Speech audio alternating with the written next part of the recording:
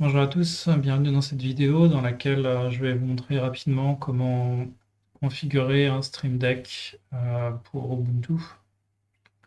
Je suis loin d'être un expert, j'ai dû recevoir à peu près mon Stream Deck, donc il y a une semaine de ça, je n'avais pas nécessairement envie de passer beaucoup de temps à configurer. En fait, je pensais que ça allait être, on allait le mettre et puis directement Linux allait le reconnaître, donc à savoir Ubuntu. Euh, et puis en fait, non, c'est pas du tout le cas. Donc là, je me suis mis à chercher un petit peu sur Internet. Et quand vous cherchez du coup sur le net, vous trouvez un logiciel donc, qui s'appelle Stream Deck UI. Donc là, pareil, j'étais un petit peu dubitatif sur ce que pouvait m'apporter Stream Deck UI. Je me disais que ça allait être compliqué à installer.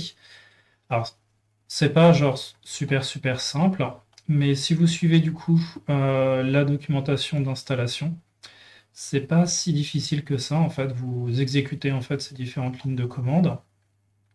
Et si vous rencontrez un problème, donc typiquement c'était le cas pour moi, j'avais une erreur, vous allez du coup directement sur la page troubleshooting et ici vous allez avoir du coup les principales erreurs que j'imagine les utilisateurs rencontrent lorsqu'ils utilisent du coup Stream Deck UI pour Linux. Et dans mon cas de figure, donc j'avais probablement une problématique qui était un peu similaire à celle-ci. J'ai utilisé la ligne de commande, ça marchait pas. Et du coup, ce que j'ai fait, j'ai lu un petit peu plus la doc et je crois que j'ai utilisé en fait cette commande-là qui était liée à un autre problème. Et c'est là où ça a marché. À partir du moment où le logiciel il fonctionne, bon, bah, naturellement, tout devient beaucoup plus simple.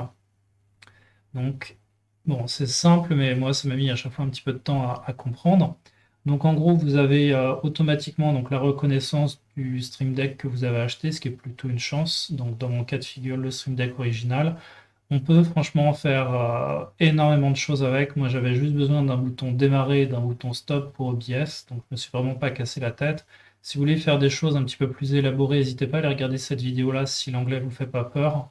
Il présente très très bien la manière dont il le configure, comment on peut utiliser en fait plusieurs pages du Stream Deck. Vraiment, c'est un petit bijou. Moi, dans mon cas de figure, je voulais pas me prendre la tête. Donc, je voulais juste avoir un bouton démarrer, un bouton stop. Donc, bah, c'est super instinctif. En fait, vous cliquez ici, vous uploadez du coup l'image que vous voulez voir apparaître. J'ai eu pas mal de problèmes moi, avec les images que j'uploadais. Autant celle-ci s'est uploadée tout de suite, autant pour le bouton stop. Je voulais mettre du coup un bouton de couleur noire et bizarrement, ça passait pas du tout. On le voyait même pas. Là où au contraire, des images en JPEG que j'importais en fait passaient directement. Donc, j'ai un petit peu fait quelques essais avec différents logos et puis au final c'est passé. Donc ça c'est pour l'image. Je connais pas tous les champs. Je sais que texte, lorsque vous appuyez sur le bouton, en fait, si vous êtes par exemple dans un traitement de texte ou quoi que ce soit, ça va écrire le texte en question. Donc c'est vrai que je pense que c'est pas mal du tout lorsque vous avez par exemple des formulaires à remplir et que vous avez enregistré du coup en mémoire, par exemple votre adresse email ou quoi que ce soit, vous avez juste besoin d'appuyer sur le bouton, tac, ça remplit directement le formulaire. Donc c'est assez puissant. Mais pour l'utilisation que j'en avais pas du tout besoin. Moi, j'avais juste besoin de raccourci clavier pour démarrer et fermer OBS. Donc pour ça, vous avez des raccourcis clavier donc, que vous pouvez utiliser. Là, le mieux, moi, ce que j'ai fait, c'est que j'ai demandé en fait à ChatGPT quelles sont les combinaisons clavier qui ne sont pas utilisées. Donc il m'a dit en fait tout ce qui est composé à peu près de 3-4 combinaisons. Donc CTRL ALT plus R. Et après, l'autre problématique que je rencontrais, c'est comment faire pour que OBS supporte en fait mon Stream Deck. Donc, moi, dans mon cas de figure, il le supporte directement.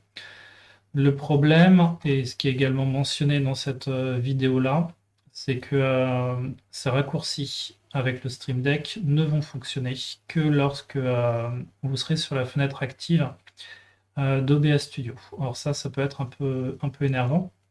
Donc en fait, l'astuce, c'est d'utiliser ce qu'ils appellent ici une commande. Donc la commande permet d'indiquer, si j'ai bien compris, que lorsqu'on appuie sur ce bouton-là, on veuille du coup l'exécuter dans la fenêtre active d'OBS. Donc par exemple, si vous êtes sur une fenêtre de navigateur, que vous appuyez du coup sur le bouton Play, ce que ça va faire, c'est que derrière, bah, ça va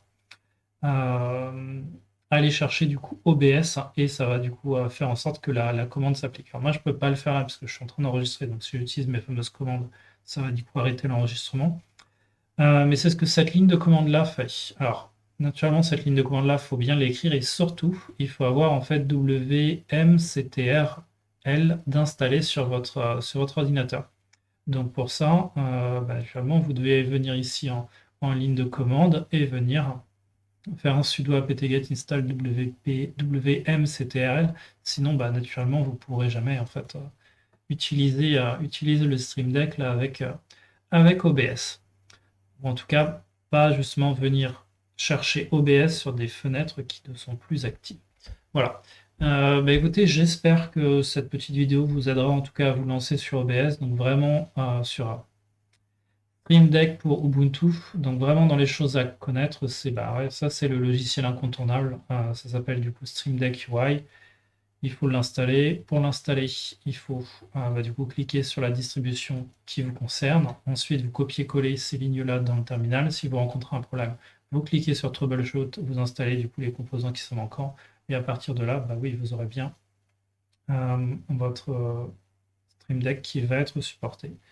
Et ensuite, il faut faire le lien avec OBS, donc du coup avec la simple commande WP WPM CTRL. Merci à vous.